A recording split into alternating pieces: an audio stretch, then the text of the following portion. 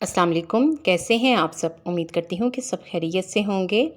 आज फिर मैं आपके साथ चेहरे की खूबसूरती में इजाफ़ा करने और बालों की बहुत सी टिप्स शेयर करूँगी, जो आपके लिए फ़ायदेमंद होंगी। इसलिए वीडियो को लाइक और शेयर ज़रूर करें और पूरा देखें ताकि कोई भी टिप आपसे मिस ना हो सके। और चैनल को सब्सक्राइब कर लें। आँखों के गिर्द स्याह हल्के ख़त्म करने के लिए 1 चम्मच कॉफ़ी पाउडर में 1 चम्मच शहद और थोड़ा-सा पानी मिलाएँ। अच्छी तरह से मिक्स करके इसे आँखों के गिर्द लगा लें। 10 मिनट तक लगा रहने दें। 10 मिनट के बाद ठंडे पानी से धो लें।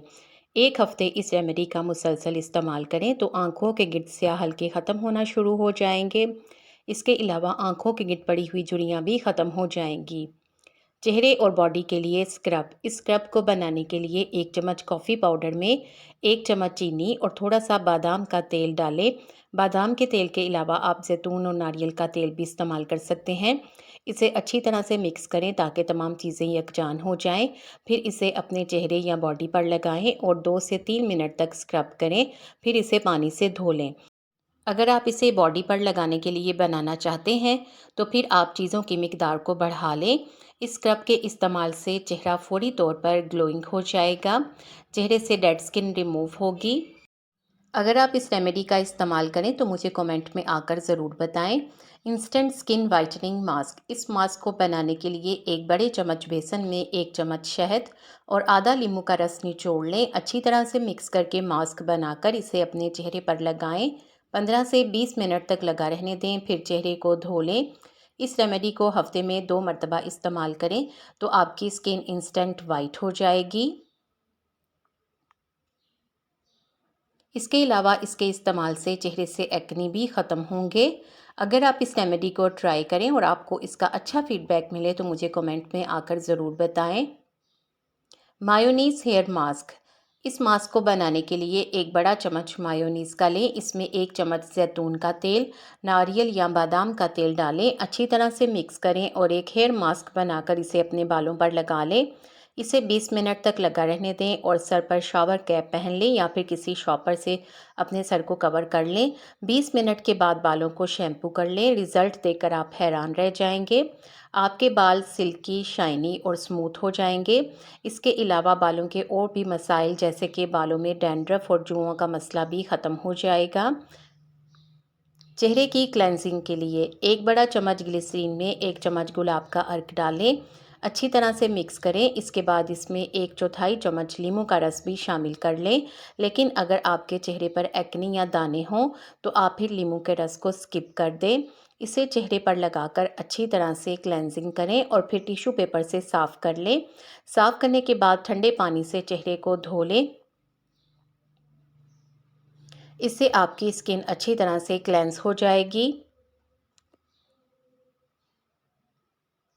होंठों को गुलाबी करने के लिए इसके लिए एक टूथब्रश पर थोड़ी सी टूथपेस्ट लगाएं। फिर इसके ऊपर 3 से 4 कतरे शीरे के टिपकाकर अपने होंठों पर लगा लें। शीरा बनाने के लिए थोड़े से पानी में चीनी को हल करें और अच्छी तरह से पकाकर गाढ़ा सा महलूल बना लें। इसे होंठों पर लगाकर सर्कुलर मोशन में लगाएं और 20 मिनट तक लगा रहने दें। 20 मिनट के बाद इसे पानी से धो लें। आपके होंठों से डेड स्किन ख़त्म होकर होंठ गुलाबी हो जाएंगे। बालों को गिरने से रोकने के लिए एक मिक्सी जार में 1 आलू और 1 प्याज को डालें और इन्हें अच्छी तरह से पीस लें। अब इन्हें छानकर इनका पानी अलग कर लें। अब इस पानी को किसी स्प्रे बोतल में भरें और फिर इसे अपने बालों की जड़ों पर लगाएं। आप इसे रुई की मदद से या फिर उंगलियों की मदद से भी लगा सकते हैं। इसे आधा घंटा लगाने के बाद बालों को शैम्पू कर लें। 1 हफ्ता मुसलसल इसका इस्तेमाल करें तो बालों का गिरना बंद हो जाएगा। इसके अलावा बालों की ग्रोथ में भी इजाफा होगा। Skin whitening tomato facial. इस फेशियल को करने के लिए एक टमाटर को 2 टुकड़ों में काट लें। अब एक प्याली में 2 चम्मच बेसन और 1 चम्मच चीनी डालें। इन्हें अच्छी तरह से मिक्स कर लें। अब टमाटर के टुकड़े को बेसन और चीनी वाले मिक्सचर में डिप करें और फिर टमाटर को अपने चेहरे पर स्क्रब करें। इसे अच्छी तरह से स्क्रब करें। इसे तकरीबन 1 से 2 मिनट तक स्क्रब करने के बाद थोड़ी देर के लिए लगा रहने दें। आप इस रेमेडी को चेहरे के अलावा हाथों और पाँव के लिए भी इस्तेमाल कर सकते हैं। थोड़ी देर लगाने के बाद चेहरे को धो लें। इस रेमेडी को हफ्ते में 1 मरतबा इस्तेमाल करें तो स्किन से डेड स्किन रिमूव होगी। इसके अलावा चेहरा कम वक्त में ज़्यादा गोरा होना शुरू हो जाएगा। अगर आप इस रेमेडी को ट्राई करें तो मुझे कमेंट में ज़रूर बताएं। Hair removal face mask. इस मास्क को बनाने के लिए एक कटोरी में 1 चम्मच हल्दी, 1 चम्मच बेसन और थोड़ा सा अरके गुलाब डालकर एक गाढ़ा सा पेस्ट बना लें। अब इसे पूरे चेहरे पर या जहां से चेहरे पर से आपने गैर ज़रूरी बाल उतारने हो वहां लगाएं और सर्कुलर मोशन में मसाज करें। इस रेमेडी को हफ्ते में 2 मरतबा इस्तेमाल करें तो बाल आहिस्ता आहिस्ता पतले होकर झड़ने लगेंगे। Skin whitening face mask. इस मास्क को बनाने के लिए एक प्याली में 2 चम्मच चावल का आटा, 2 चम्मच बेसन, थोड़ा सा कच्चा दूध डालकर अच्छी तरह से मिक्स करें और एक मास्क बनाकर अपने चेहरे पर लगा लें। इसे 20 मिनट तक लगा रहने दें। 20 मिनट के बाद इसे स्क्रब करें और स्क्रब करने के बाद पानी से धो लें। लेकिन अगर आपकी स्किन सेंसिटिव हो तो स्क्रब ना करें। स्क्रब करने की बजाय सादे पानी से अपने चेहरे को धो लें। इस रेमेडी का इस्तेमाल भी हफ्ते में 2 मरतबा करें तो आपको अच्छे रिजल्ट मिलेंगे। निखार में इजाफ़ा करने के लिए अगर आप अपने निखार में इजाफ़ा करना चाहते हैं तो एक प्याली में 1 चम्मच एलोवेरा जेल और थोड़े से ज़ाफ़रान के धागे डालें, तकरीबन 1 चुटकी के बराबर। अच्छी तरह से मिक्स करके ज़ाफ़रानी जेल बना लें। इस जेल को दिन और रात किसी भी वक्त लगा सकते हैं। इसकी थोड़ी सी मिकदार को चेहरे पर लगाकर अच्छी तरह से जज़्ब कर लें।